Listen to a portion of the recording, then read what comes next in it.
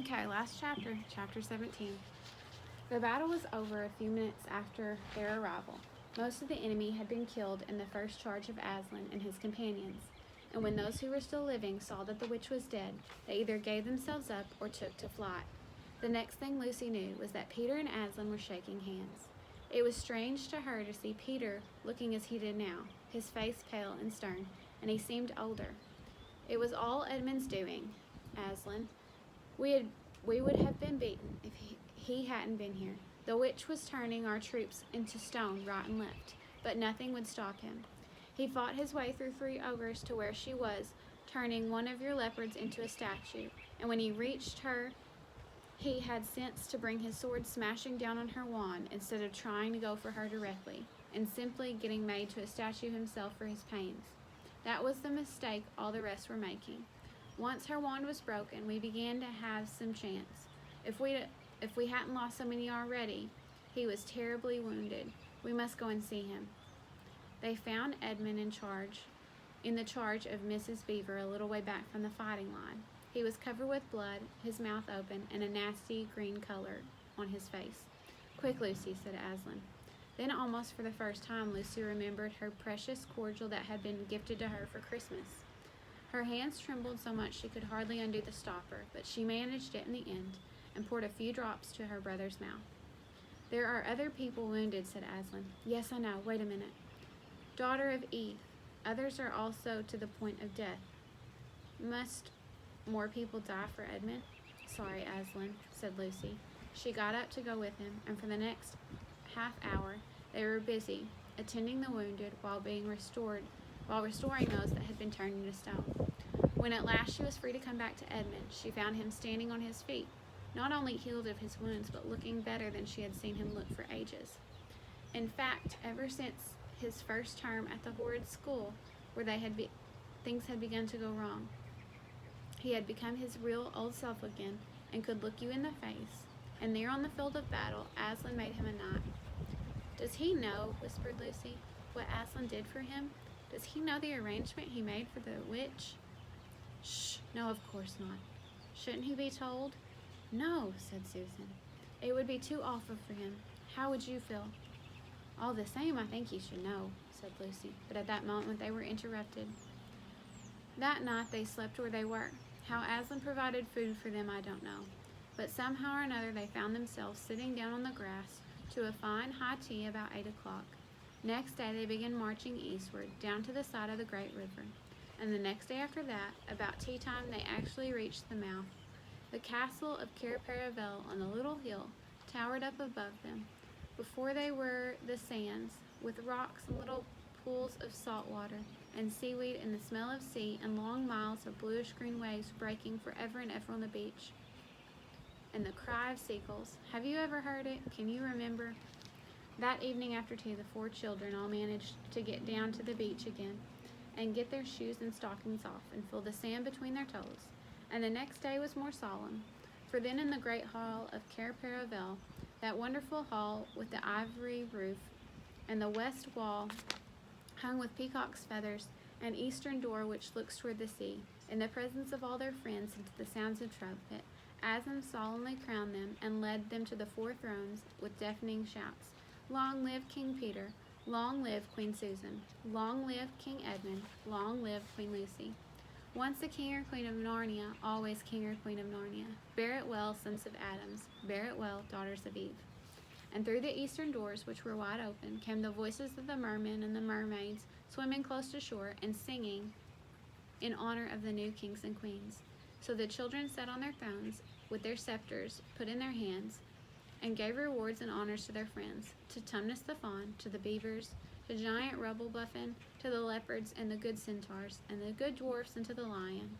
And that night there was a great feast at Cair-Paravel, and gold flashed, and wine flowed, and dancing, and answered to the music inside. But stranger, sweeter, and more piercing came the music of the sea people.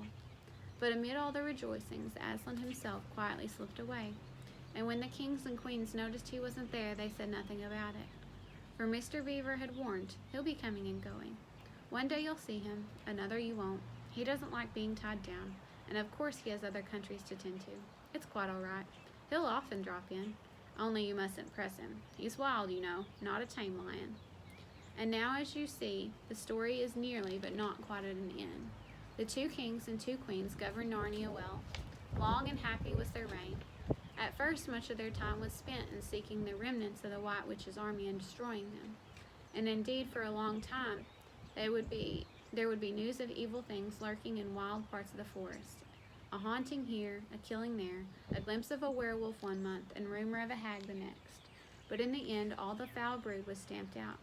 They made good laws and kept the peace, saved the good trees from being unnecessarily cut down, and liberated young dwarfs and young satyrs from being sent to school, and generally stopped busybodies and interferers and encouraged ordinary people who wanted to live and let live. And as they drove back the fierce giants, quite a different story from giant Robobuffin, on the north of Narnia, when they ventured across the frontier, they entered into a friendship and alliance with countries beyond the sea, paid visits of state, and received visits of state from them. And they themselves grew and changed as the years passed. Peter became tall and a deep-chested man and a great warrior. He was called High King Peter the Magnificent. And Susan grew into a tall and gracious woman with black hair that fell almost to her feet. And the kings of the countries beyond the sea began to send ambassadors asking for her hand in marriage. And she was called High Queen Susan the Gentle. Edmund was graver and quieter man than Peter, and great in counsel and judgment. He was called King Edmund the Just. But as for Lucy, she was always happy and golden-haired, and all the princes in the towns in those parts desired her to be their queen, and her own people called her Queen Lucy the Valiant. So they lived in joy, and if they ever remembered their life in this world, it was only as one remembers a dream. And one year it fell out that Tumnus, who was middle-aged, fond by now, and beginning to be stout, came down river and brought them news that the white stag had once more appeared in his parts. The white stag would give you wishes if you caught him. So the 2 kings and 2 queens, with the principal members of their court, rode a-hunting with horns and hounds in the western woods to follow the white stag. They had not hunted long before they saw sight of him. He led them at a great pace, over rough and smooth, and through thick and thin, till the horses of all the countries were tired out, and only the 4 still going. They saw the stag enter into the thicket where the horses could not follow. Then said King Peter, for they talked in quite different style now, having been kings and queen for so long, Fair consorts, let us now alight from our horses and follow the beast to the thicket, for in all my days I never hunted a nobler quarry. Sir, said the others, even so let us do. And they alighted and tied their horses to trees, and went on to the thick wood on foot. And as soon as they entered, Queen Susan said, Fair friends, here is a great marvel, for I seem to see a tree of iron. Madame, said King Edmund, if you look well upon it, you will see it's a pillar of iron with a lantern on top. By the lion's mane, a strange device, said King Peter. To set a lantern where a cluster of trees is so thick and so high above it that if it were lit, it would give light to no man. Sir, said Queen Lucy, by likelihood, when this post and this lamp were set here, there were smaller trees in this place, fewer, or maybe even none. For this is a young wood, and the iron post is old. And they stood looking at it. I know not how it is, but this lamp post worketh on me strangely. It runs in my mind that I have seen the likes of it before, as if it were a dream, or in a dream of a dream. It's so with us also, they all said to her. And more, for it will not go out of my mind that if we pass this post, either we will find a strange adventure, or some great change of our fortunes, said Lucy.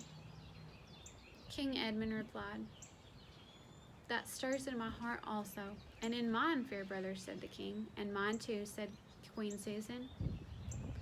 Wherefore by my counsel we'll lightly return to our horses and follow the white stag no further. Ma'am, therein I pray you to have me excused, for never since we 4 were kings and queens of Narnia have we set our hands to any higher matter, as battles, quests, beasts of arms, acts of justice, and the like, given over, we have achieved. Sister, said Queen Lucy, my loyal brother speaks rightly. It seems to me we should be shamed if any fearing or foreboding, we turned back from this noble beast as we now have in chase. So I say, I have a desire to find the signification of this thing. Let's not turn back. It could be the richest jewel in Narnia and all the islands. Then in the name of Aslan, if we all have it so, let's go on and take the adventure. So the kings and queens entered the thicket, and before they had gone a score of paces, they remembered the thing they had seen was called a lamppost. And before they had gone 20 more paces, they noticed they were making their way not through branches, but through coats. And the next moment they came tumbling out of the wardrobe onto an empty room. And they were no longer kings and queens in their hunting array, but just Peter, Susan, and Edmund and Lucy in their old clothes. It was the same day, the same hour of the day which they had gone into the wardrobe to hide. Mrs. Macready, the housekeeper, and the visitors were still talking in the passageway. Luckily, they never came into this empty room, so the children weren't caught. And that would have been the end of the story if it hadn't been that they felt they really must explain to Professor why 4 of the coats in the wardrobe were missing. And the professor, who was a very remarkable man, didn't tell them not to be silly or not to tell lies, but he believed the story. No, it wouldn't be any good trying to go back through the wardrobe to get the coats. You won't get into Narnia again by that route, nor would the coats be much use now if you did. What's that? Yes, of course you'll get back to Narnia again someday. Once a king or queen of Narnia, always king or queen of Narnia. But don't go trying to use the same route twice. Indeed, don't try to get there at all. It happens when you're not looking for it. Don't talk too much about it, even among yourselves. Don't mention it to anyone else unless you find they've had the adventure of the same sort themselves. How will you know? You'll know all right. Odd things they say, even their looks, will let the secret out. Keep your eyes open. What did they teach you at these schools? And that's the end of the adventure of the wardrobe. But if the professor was right, it's only the beginning of the adventures of Narnia. The end.